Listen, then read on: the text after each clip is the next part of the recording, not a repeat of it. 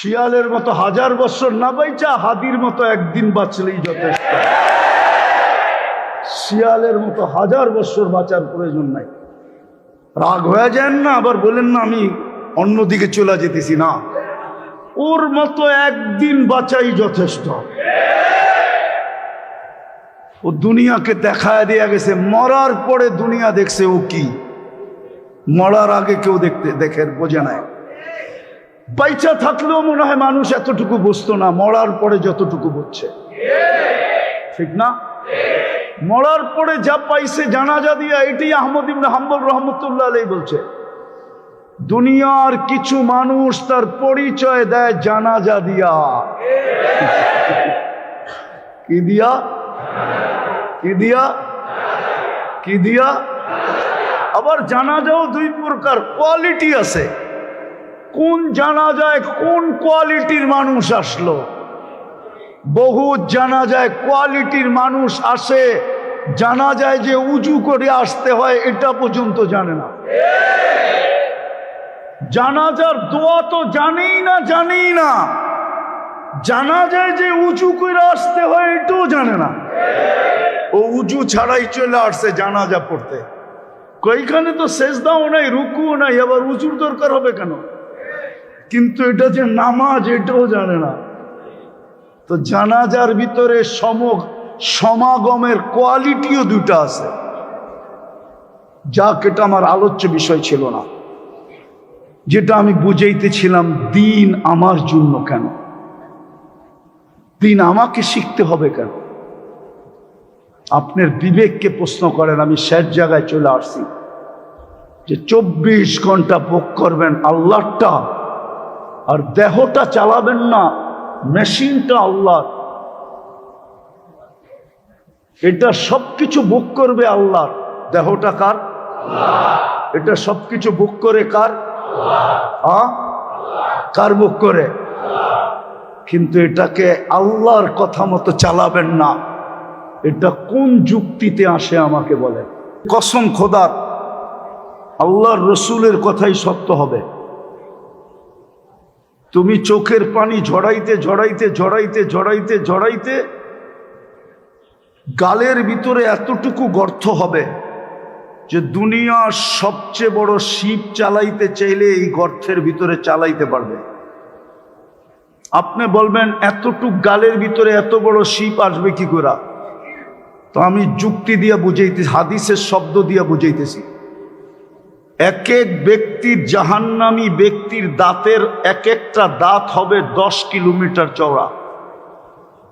উপরের মাড়িটা হবে 160 কিলোমিটার, নিচেরটা হবে 160 কিলোমিটার। যেই মুখে ফিট হবে ওই মুখটা কত বড় হবে?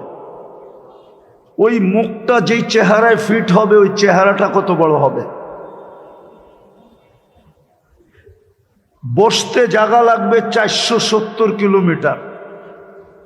যার বসতে 470 কিলোমিটার জায়গা লাগে, ওর দেহটা কিরকম হবে? ওই পাহাড় আমি 4 বার নিজের চোখে দেখছি। আমি ইয়ামান 4 বার গেছি, 4 বার।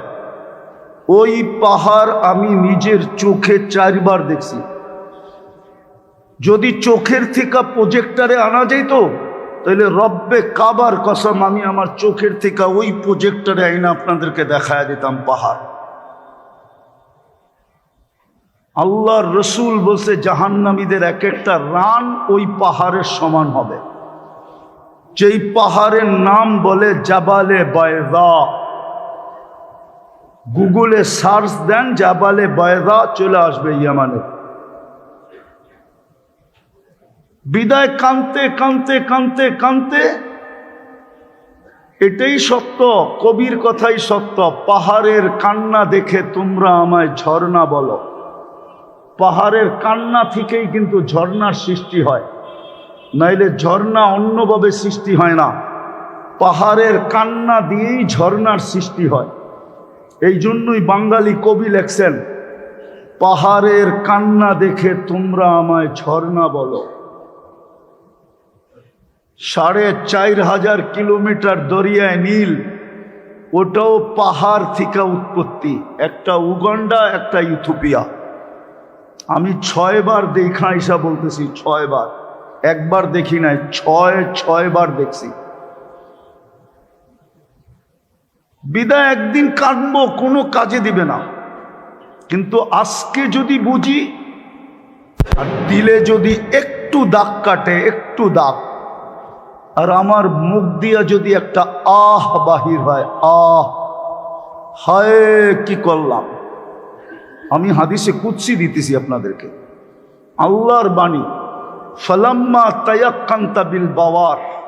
এই উম্মতকে আল্লাহ বলতেছে, চিন্তায় যদি তোর মুখে হায় কি করলাম বাহির করলো, মানাহতু ইলাইকা রিদওয়ানি, আল্লাহ বলে আমি আমার রেজার চাদর দিয়া তোকে ডাকতে দেরি করি না। ওয়াল্লাইতু ইলাইকা গফরানি, মাগফিরাতে ডুবাইতে দেরি করি না।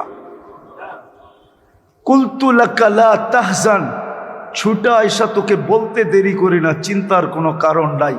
গফারতু লাকা যুনুবা ওয়াল আওজার, তোর গুনাহ খাতা মাফ করে দিলাম।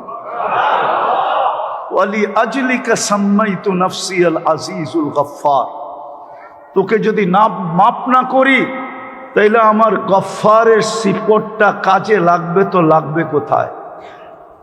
আমি গফফার হয়ে লাভ হলো তো হলো কি? ওই যে গফফার লেখা ওইখানে দেখেন, মুসাব্বিরের পরে গফফার লেখা, তারপরে কহ্হার লেখা। আমি গফফার হয়ে লাভ হলো কি? বিদায় ভালো মতে বুঝেন, আমাকে কেন দিনদার হইতে হবে, আমাকে কেন দিন শিখতে হবে, দিন আমার জন্য নির্ধারিত কেন করা হলো? সৃষ্টি তো আমি একা না, সৃষ্টি তো হাজারো লক্ষ কোটি, কিন্তু কারো জন্য তো দিন নাই। আমার জন্য কেন দিন? আমাকে কেন দিন মানতে হবে? আমার